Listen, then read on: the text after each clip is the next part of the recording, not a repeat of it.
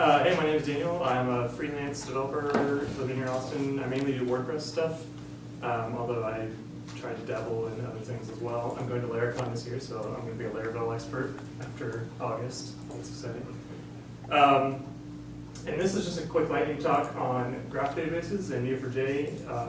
I'm not an expert in this topic, but I find it really interesting, and there's a lot of people that still haven't heard about graph databases, and I just try to bring it up whenever I can because I think they're really cool. I haven't gotten the opportunity to really use them on my own in production or anything like that, but at the end of the talk I'll point you to some folks who have, so if you're interested in really difficult questions about these things, then you can ask those people who know a lot more than I do. But this will just give you sort of a little taste about what this is and what it's about. So you can tell by the picture right here that we're going to be talking about a different kind of database than you're used to. So first thing to understand with graph databases is a graph. And we're not talking about a graph as in like a chart with an x and y axis or anything like that. We're talking about a specific mathematical concept that has been adapted by a bunch of really smart people into a certain kind of database. And it consists of nodes and relationships between those nodes. And other technologies use different terms. You've heard edges and other terms like that that have been around for a lot of years, popularized by large social networks, one in particular. But this is basically all there is to it, is these two things. Neo4j, which is the specific graph database that I've sort of been fiddling with, and that is probably, I would say, the most popular of the graph databases out there, uses what they call the property graph model, which is a specific type of graph database model. Oops, skip over. All right, so here's sort of an example of some nodes in a property graph model. So we have two nodes. One, we'll talk about the labels later, but one's an animal, one's a furnishing, and you may not be able to read that, but the animal has some properties on it. His name is Banana, that's my cat, and he's orange. And then the furnishing is a carpet. So those are our nodes, and then we can have relationships between the nodes.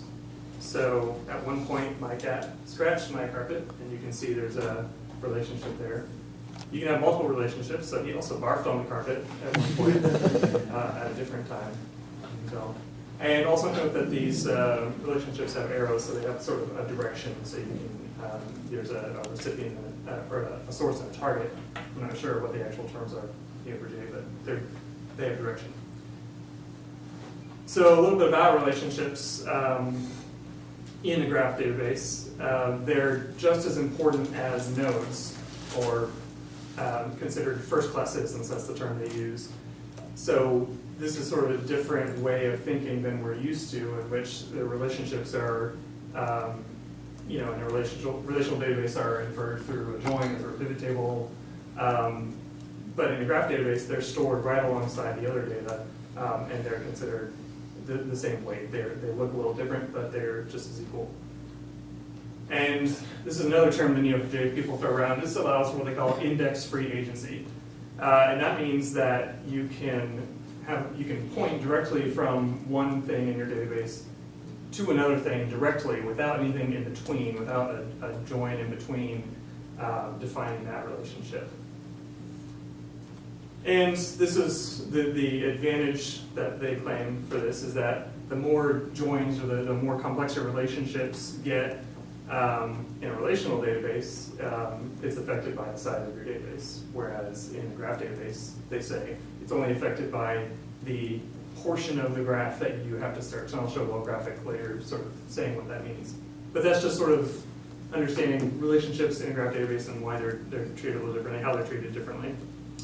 So here's an example of what a graph might look like. You can't really read those, but in here it's a very, very little tiny e-commerce shop. We have 4 customers. Those are the teal or blue looking nodes there. We have a couple of products, and we have a store, which is the yellow dot. And then we have relationships between the products and customers, which you can't really read that label either, but the relationship has a label of purchased. So a couple things to note about what this looks like, and this is what I think is really cool about graph databases and Neo4j, is that this is, what you're looking at is how the data is stored in the database. It's a visualization of it, but this isn't, it's not like the data has been pulled out and then massaged and treated and put into a visualization. This is how the database thinks about it. So it's stored in a way that you would describe your data naturally, that your customers have purchased a product. That's, when you say it that way, that's exactly how it's stored, or that your products belong to a store, or your store contains products. And so that's a very different way of thinking about it, is that you can speak naturally about your data, and people will understand it, whether they're developers, whether they're your boss, whether they're your neighbor. You don't have to talk about it in a very complicated way.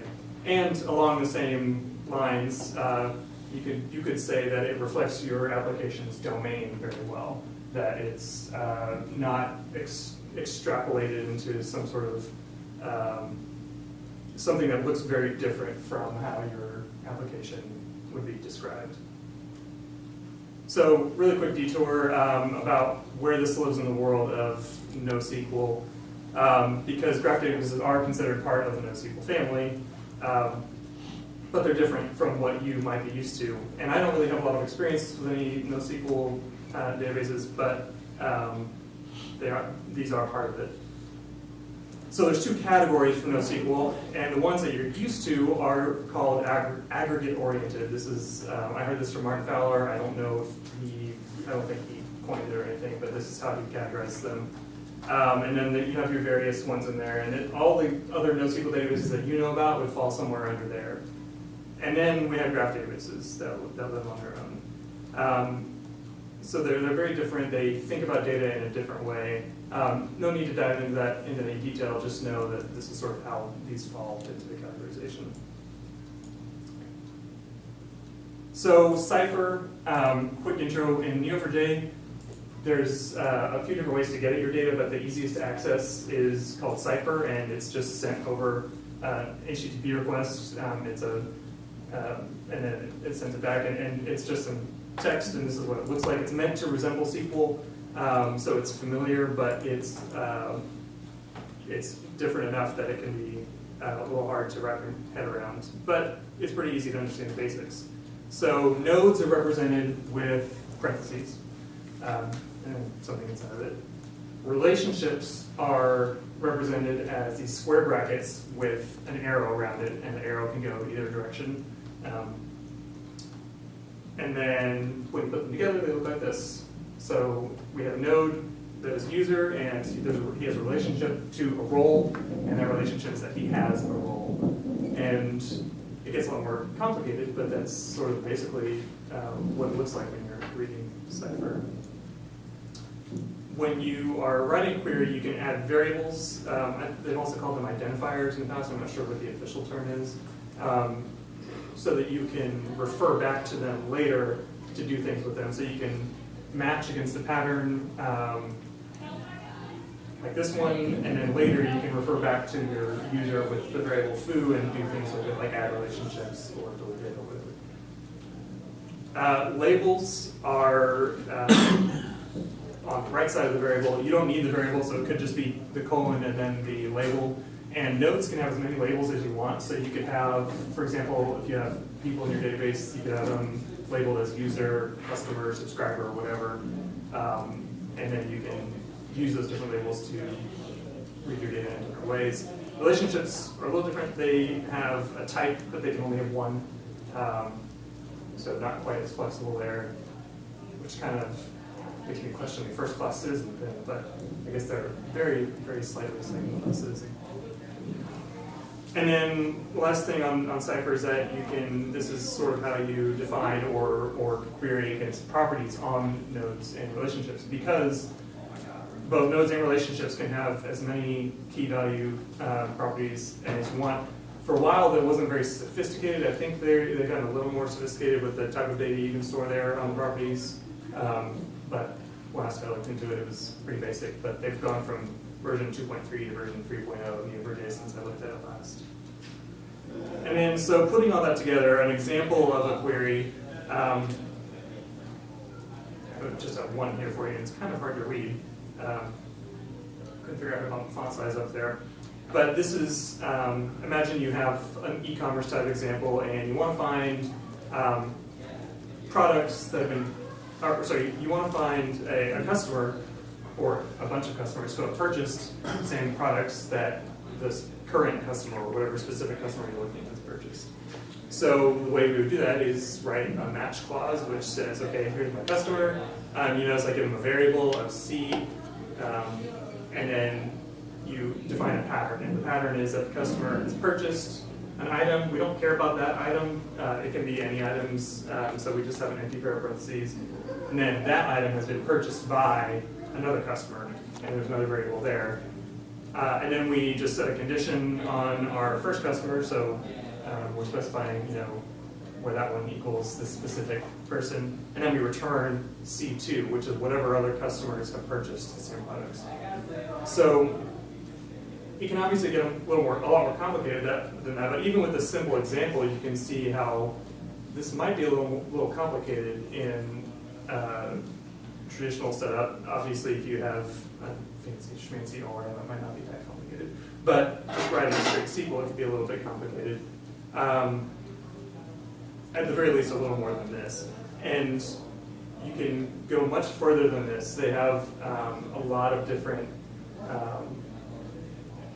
I guess I don't know what the term is, but there are, because there's so much math behind graph databases, there's a lot of patterns that already exist out there for finding certain things in your data. So for example, recommendations are a big thing for e-commerce especially, and there's a lot of different existing types of patterns that you can match against that are much more complicated than this that will give you back that kind of data.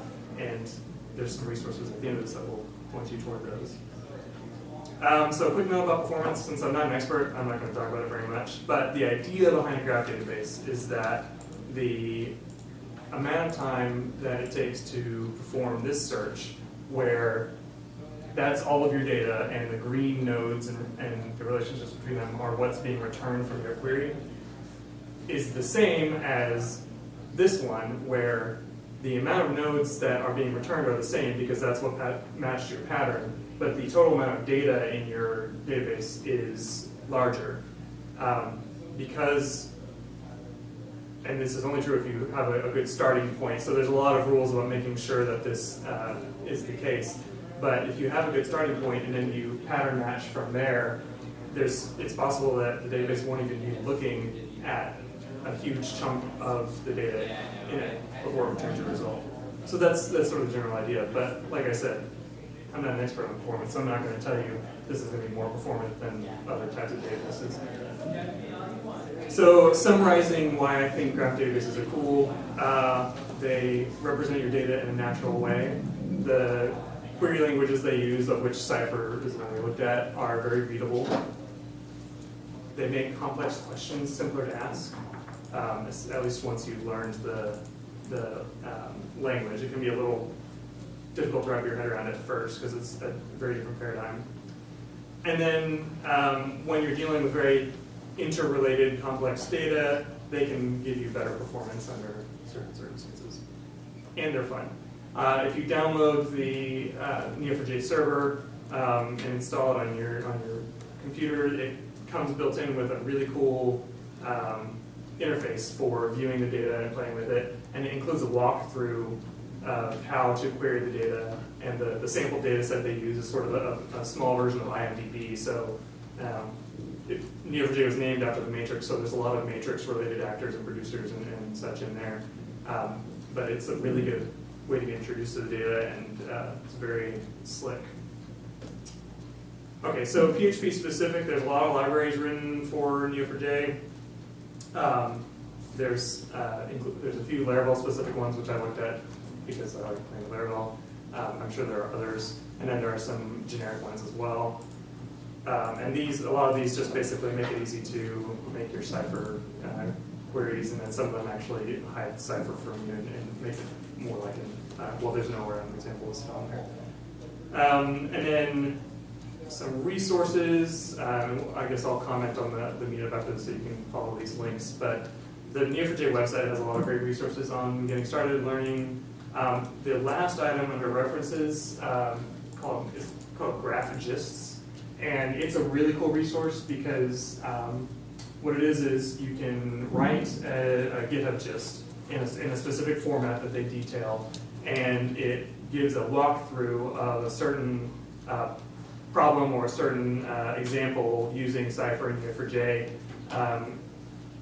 or it can even just be a single graph that you want to show and display, and you put it in that gist. And if you go to this site, then they have a bunch of them listed showing how to solve problems in all sorts of different domains, from e-commerce to security to fraud detection, things like that, and how Neo4j and graph databases are being used to solve those problems. There's a couple of books on there. Graph Story is sort of Neo4j as a service, which if you don't want to stick it on the same box as your app. Haven't used it myself, but it's lauded by some folks in the PHP community, which is what I've heard of it. And then here's some people, there's probably a lot more than these, but these are the ones I follow on Twitter who talk about Neo4j or have given talks on Neo4j at conferences. Michelle has given more in-depth intro to graph database talks at conferences. Ed Finkler works at Graph Story, and he's also on the conference circuit a lot. I don't know much about Christoph, but he works for another Neo4j related company that does sort of advising on for businesses on how to get started. And he wrote one of the PHP libraries for Neo4j. So any of those people will be fantastic resources to talk to about it. I could maybe point in the right direction at the very least. And that's it. So any immediate questions? Well, let's clap first. So thank you.